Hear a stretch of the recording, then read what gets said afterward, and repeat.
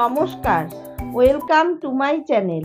Soma's aroma বিঞ্জের পক্ষ থেকে আমি সোমা বলছি। আমার আজকের রেসিপি বাঙালি স্টাইলে পারফেক্ট চিকেন কষা, আর এটি আমি বানাবো একদম জল ছাড়া। এটা ভাত, রুটি, লুচি, পরোটা, পোলাও, ফ্রাইড রাইস যে কোনো কিছুর সাথেই খাওয়া যায়। জানি অনেকেই চিকেন কষা বাড়িতে তৈরি করে থাকেন, তবে আমি কিভাবে এই চিকেন কষা বানাই সেটাই আমি আজকে আপনাদের সাথে শেয়ার করব। ভালো লাগলে লাইক, কমেন্ট ও শেয়ার করতে একদম ভুলবেন না। তাহলে আসুন দেখে নেওয়া যাক আমার আজকের রেসিপি। চিকেন কষা তৈরি করার জন্য প্রথমে আমি পেঁয়াজ বেরেস্তা তৈরি করে নেব। তার জন্য গ্যাসে কড়াই বসিয়ে কড়াইতে দিয়ে দিলাম 3 টেবিল চামচ পরিমাণে সর্ষের তেল। তেল ভালো মতন গরম করে নিয়ে তেলের মধ্যে দিয়ে দিলাম 3টে মিডিয়াম সাইজের ঝিরি করে কেটে নেওয়া পেঁয়াজ।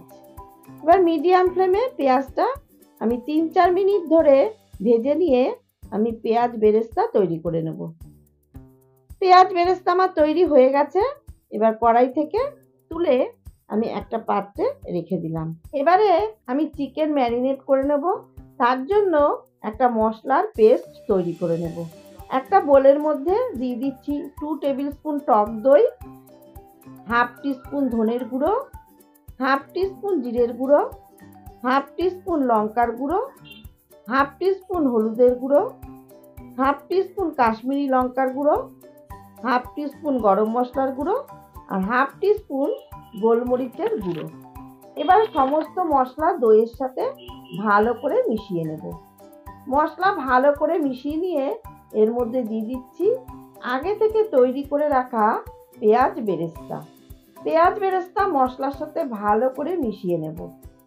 মেশানো হয়ে গেলে দিয়ে দিচ্ছি আগে থেকে ধুয়ে পরিষ্কার করে রাখা চিকেনের টুকরোগুলো।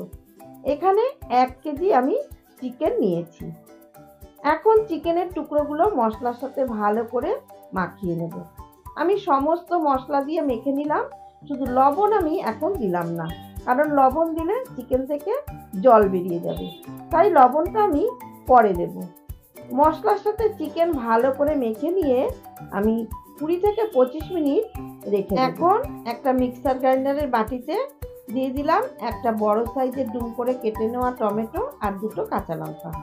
এবারে কাঁচা লঙ্কা আর টমেটোটা ভালো করে পেস্ট করে রেখে দেব।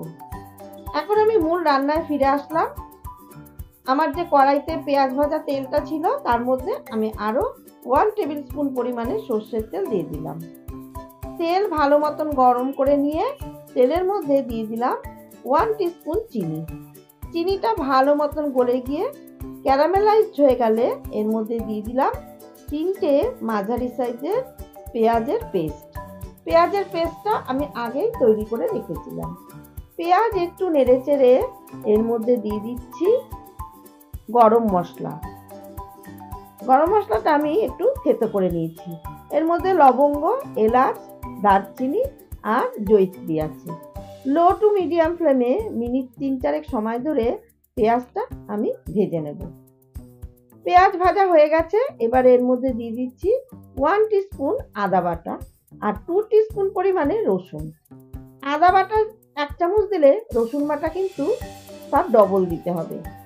আদা রসুন দিয়ে পেঁয়াজের সাথে আরও 3 মিনিট সময় ধরে ভেজে নেব, তাতে রসুন আর আদার কাঁচা গন্ধটা চলে যাবে। এখন দিয়ে দিচ্ছি টমেটো আর কাঁচা লঙ্কার পেস্টটা।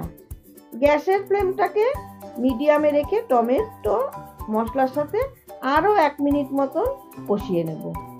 মশলা ভালো মতন কষানো হয়ে গেলে এর মধ্যে দিয়ে দিচ্ছি আগে থেকে ম্যারিনেট করে রাখা চিকেন। এই সময় গ্যাসের ফ্লেম হাইতে করে চিকেন মশলার সাথে ভালো করে মিশিয়ে নেব। এর মধ্যে আমি আলাদা করে কোনো জল দেব না।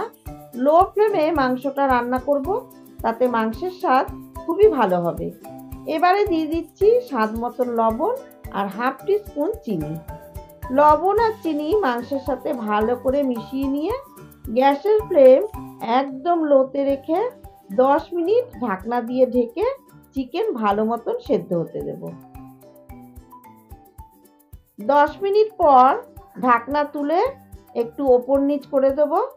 আর দেখুন চিকেন থেকে যথেষ্ট পরিমাণে জল বেরিয়েছে, তাই এক্সট্রা করে জল দেওয়ার আর কোনো প্রয়োজন নেই। এই জলেই চিকেন সুন্দর রান্না হয়ে যাবে। আবার আমি ঢাকনা দিয়ে ঢেকে 5 মিনিট সেদ্ধ হতে দেব। ঠিক এইভাবেই লো ফ্লেমে ঢাকা দিয়ে দিয়ে রান্নাটা করতে হবে। 5 মিনিট পর ঢাকনা তুলে ভালো করে মিশিয়ে দেব। এবারে গ্যাসের ফ্লেমটাকে মিডিয়ামে রেখে আমি মাংসটা ভালো করে ওপর নিচ করে দেব। আর দেখে নিলাম মাংস সুন্দর সেদ্ধ হয়ে গেছে, আমার কষা মাংস প্রায় তৈরি হয়ে গেছে। এবারে এর মধ্যে দিয়ে দিলাম 1 টিস্পুন ঘি। এখন আমি আর গরম মশলা দিলাম না, একবার ম্যারিনেশনের সময় দিয়েছি, আবার ফোড়নেও গরম মশলা দিয়েছি, তাই জন্য এখন আর দিলাম না। ঘি দিয়ে ভালো করে মিশিয়ে আমি গ্যাসের ফ্লেম অফ করে ঢাকনা দিয়ে ঢেকে 5 মিনিট স্ট্যান্ডিং টাইমে রেখে দিলাম। তৈরি হয়ে গেল জল ছাড়া চিকেন কষা। এটা ফ্রাইড রাইস, পোলাও, রুটি, পরোটা সবের সাথেই খাওয়া যায়, তবে আমি গরম গরম লুচির সাথে সার্ভ করে দিলাম। আমার আজকের রেসিপি চিকেন কষা আপনাদের কেমন লাগলো অবশ্যই আমাকে জানাবেন।